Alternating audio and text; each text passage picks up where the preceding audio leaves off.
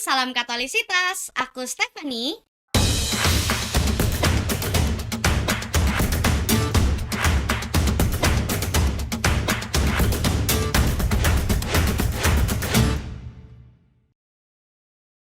Di video sebelumnya tentang kenapa Ekaristi itu penting buat hidup kita sebagai murid Kristus, kita sama-sama bahas kalau Ekaristi itu ngasih ke kita buah-buah rahmat yang sangat baik bagi hidup kita. Terutama kalau kita mempersiapkan diri dengan baik sebelum mengikuti Ekaristi.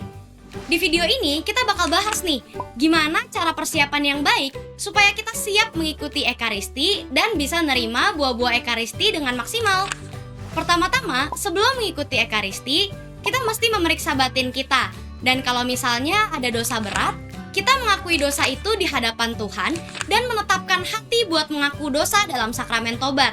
Kalau memungkinkan sebelum misa. Tapi kalau nggak memungkinkan, bisa dilakukan secepatnya dalam hari-hari berikutnya. Pengakuan dosa ini penting, karena kita mau kasih tempat yang terbaik buat kita menerima Tuhan sendiri dalam diri kita.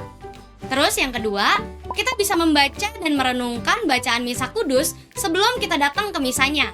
Terus kita ambil satu ayat yang menyentuh hati kita buat kita resapi dan kita hayati. Selain itu, yang ketiga, kita juga bisa nyiapin diri buat menyambut Tuhan Yesus dalam Ekaristi. Persiapan ini ada dua macam. Yang pertama, persiapan jasmani. Misalnya, dengan berpakaian yang rapi, siapin uang persembahan atau kolekte, dan gak makan dan minum selama 1 jam sebelum menerima komuni. Kedua, persiapan rohani, yaitu kita nyiapin hati kita. Misalnya, sebelum mulai misa, kita doa rosario dulu. Jadi, sebaiknya jangan mepet-mepet ya datang misanya.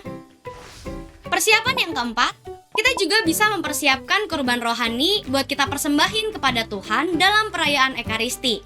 Jadi, kita datang misa tuh bukan cuma kayak nonton doang, ngangong, pelangap-longo gitu. Tapi benar-benar kita terlibat dalam setiap bagian Ekaristi. Termasuk juga ikut nyanyi dan menjawab waktu bagian umat menjawab. Nah, yang penting buat kita sama-sama tahu, Kristus tuh bukan cuma hadir pas komuni aja, tapi dalam keseluruhan misa, yaitu dari awal lagu pembuka sampai akhir lagu penutup, Kristus sungguh hadir.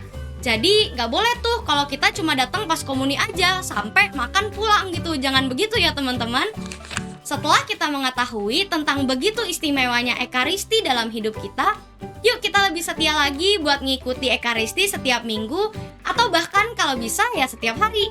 Supaya rahmat dari Ekaristi yang kita terima bisa sungguh-sungguh nguatin kita dalam bertahan hidup di dunia ini.